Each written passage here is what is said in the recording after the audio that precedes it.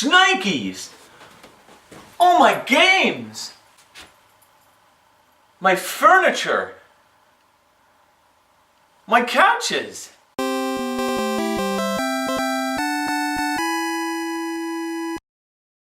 Everything! It's all here! You know, maybe that Jacker guy isn't so bad after all.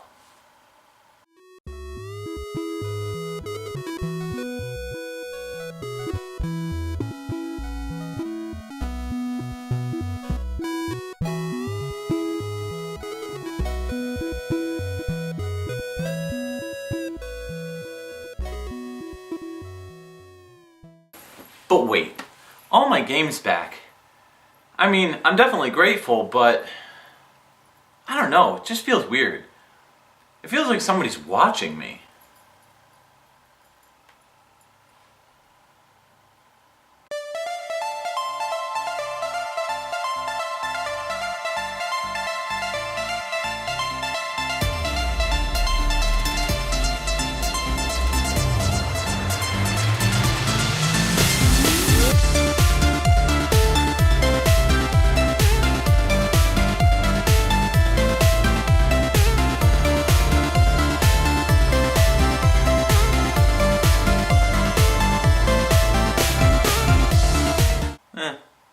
Probably shouldn't think anything of it. I mean, who could possibly want to watch me and... Oh no. No, no! Oh. I knew my time would come. I've got to face off against an LJN game. Actually, truth be told, Spider-Man X-Men Arcade's Revenge was a game that I had on the Super Nintendo. As an adult, revisiting this title might change my mind about my experience. And, well, I haven't played the Sega Genesis version. It is something that I'd like to try out, and maybe I can unlock some of the mystery that's behind Spider-Man X-Men Arcade's Revenge. Now, aside from some things that we'll talk about later in the review, the Super Nintendo and Sega Genesis versions of these games are near identical. But, you know what, there are some differences, and we're going to touch on those in just a little bit. Here goes.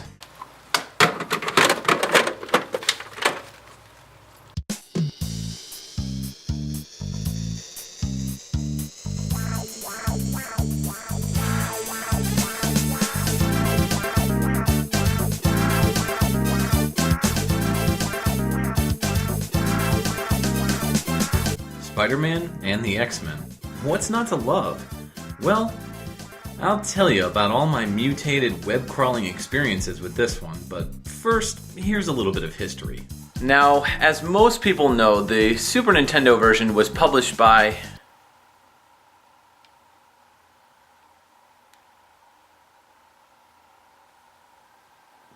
LJN. But it wasn't developed by them. Software Creations, the later developers of the Super NES underrated gem of a game called Plock, created this Marvel Comics hybrid title with an original tale. The development was plagued by the bullying and stress-inducing saunter of Acclaim Studio executives, a company who used that wonderful controversial rainbow logo as their way of publishing titles under a different company name to get around contractual agreements. See, in those days, video game publishers were limited when it came to the quantity of releasing games, something that Nintendo pioneered to prohibit companies from releasing incomplete games that could devalue the industry.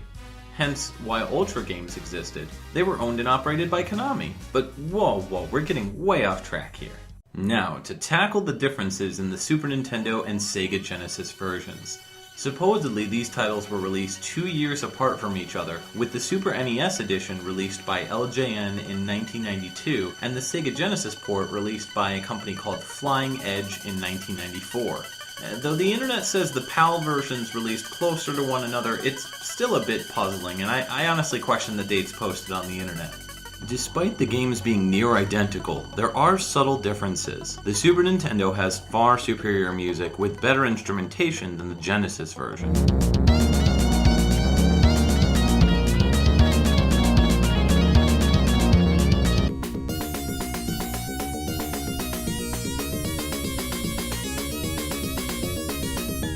graphics are cleaner and crisper on the Super Nintendo as well. However, I feel that the game is easier on the Sega Genesis and actually runs a little smoother as well. The control is a lot tighter on Sega's machine, and it is a faster paced game.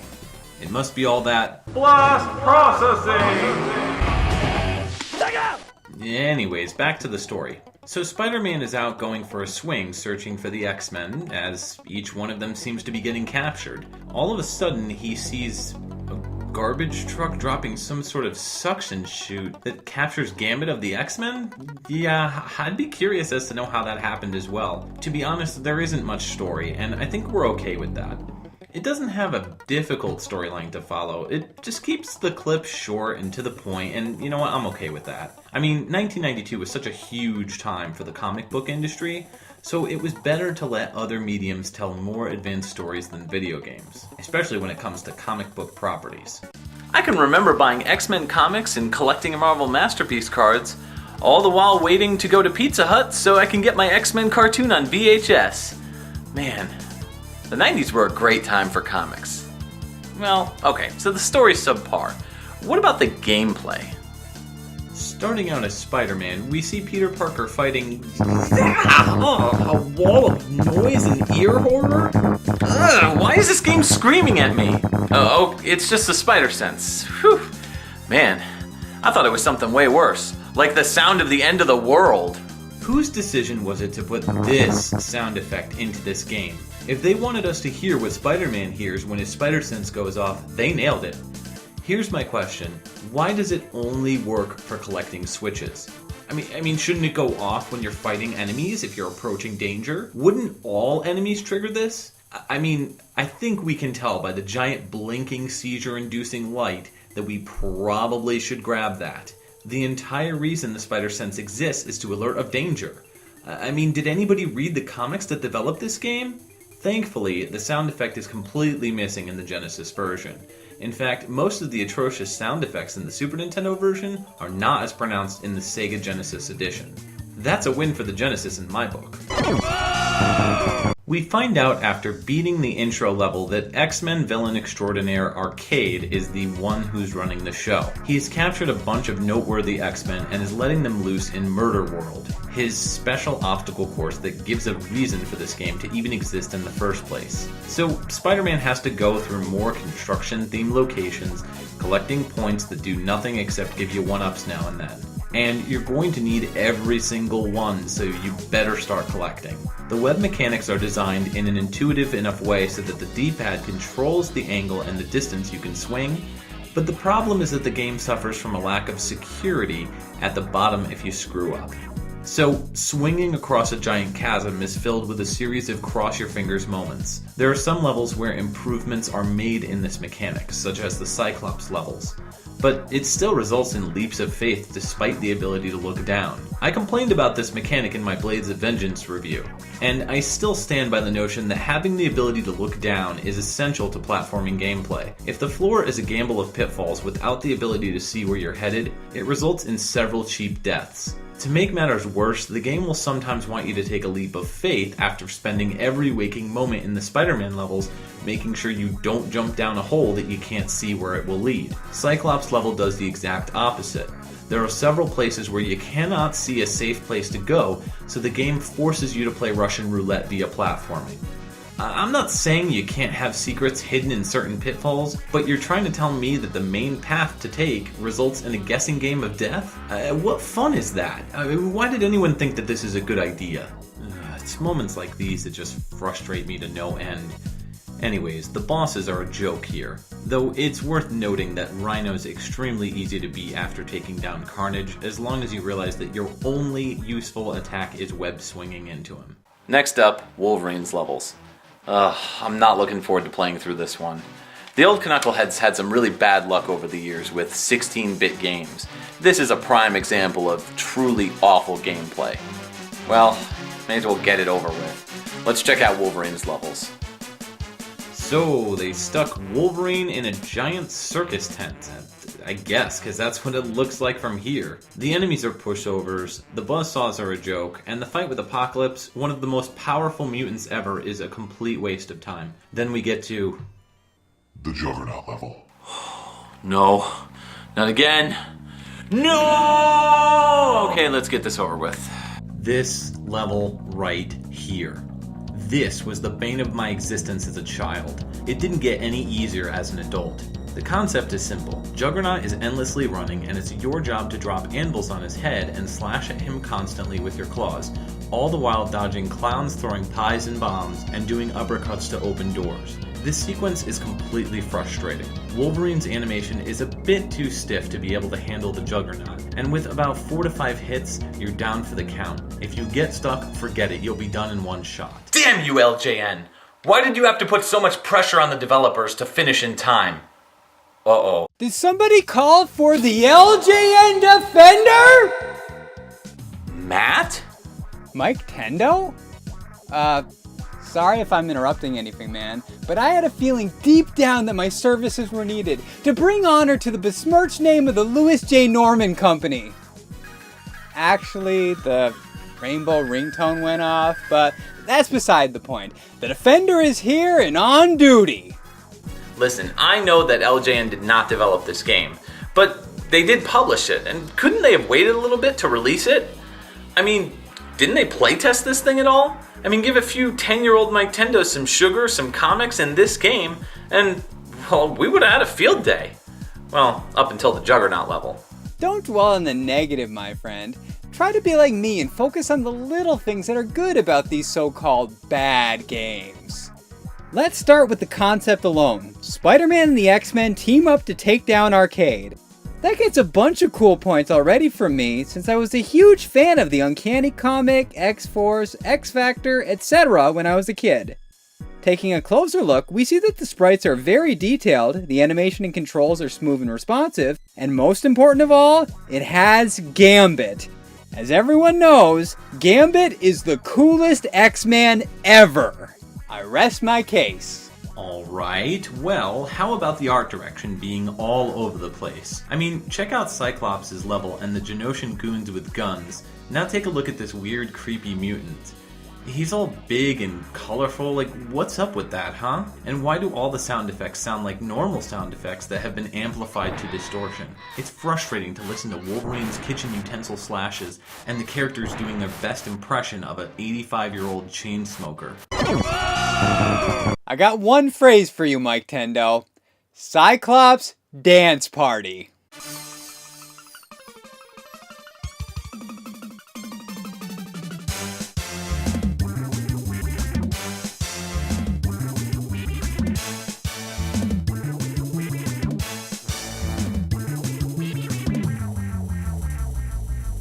One extremely bright note is the music. Composers Tim and Jeff Fallen created a masterpiece of a soundtrack here on the Super Nintendo. These tracks all bring a certain 1970s vibe to them, full of disco, rock and roll, and funk influences. There are some fantastic sweeping effects that have rarely been heard before, and this is one of the soundtracks where it's worth playing the game just to hear each song. It's easily one of the most underappreciated group of songs on the Super Nintendo. On the Genesis, not so much.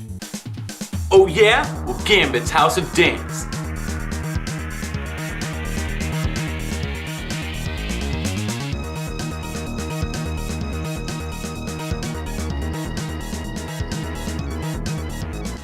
What's up with Cyclops' kick? I mean, what is that? It doesn't even look possible. It certainly doesn't look dangerous. You should get Mad Matt to teach him some moves. Yo, Summers, what the hell are you doing, man? Are you the leader of the X-Men, or are you a Rockette? That kick is about as much power as Billy the Unlikely from the first SNES Power Rangers games. You're pathetic. Storm's level is such a huge departure from the rest of the game. You're swimming through this murder tank. That's the only word for it. Let's face it. You're not going to get an argument from me there. It's actually one of the better designed parts of the game, and it's a refreshing change-up. However, the combat is frustrating. At times it feels like there are parts of this game where you have to get hit no matter what you do. In Storm's level, you're going to see a lot of this. It gets fairly repetitive. Swim, break barriers, grab useless power-ups, and recharge your life bar by taking in air. It's a unique change, but the novelty wears off pretty quick.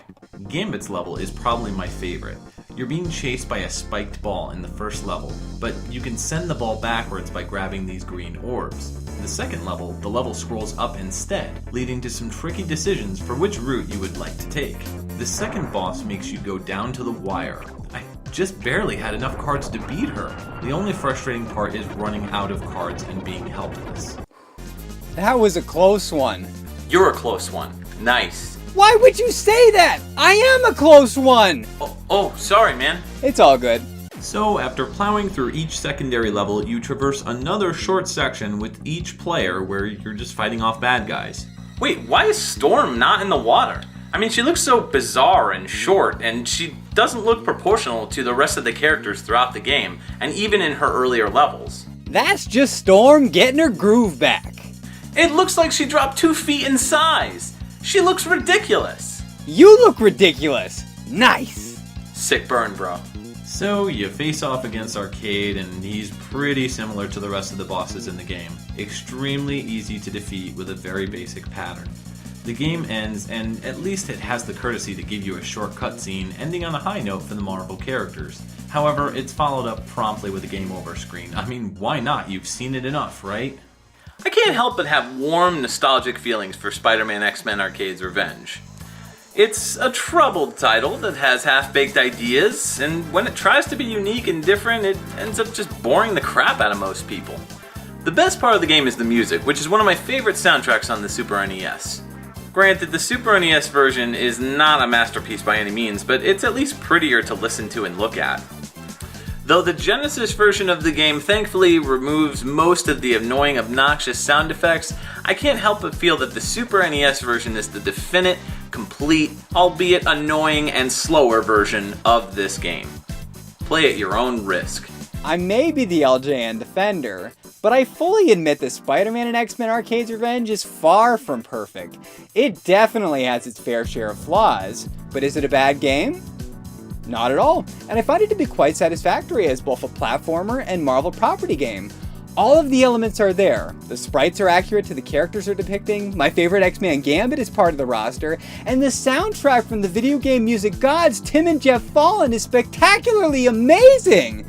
It's a much better use of the license than the NES releases, and quite a challenge to boot.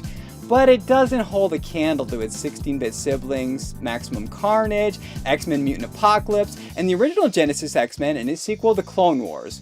With all that said, I'd still recommend it since it can be picked up on the cheap.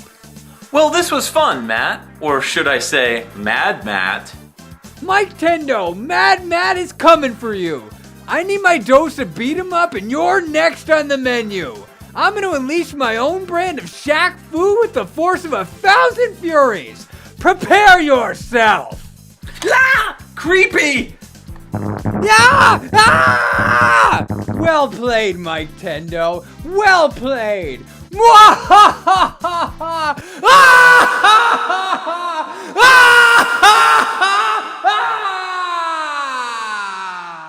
So, taco time? Taco time. All right.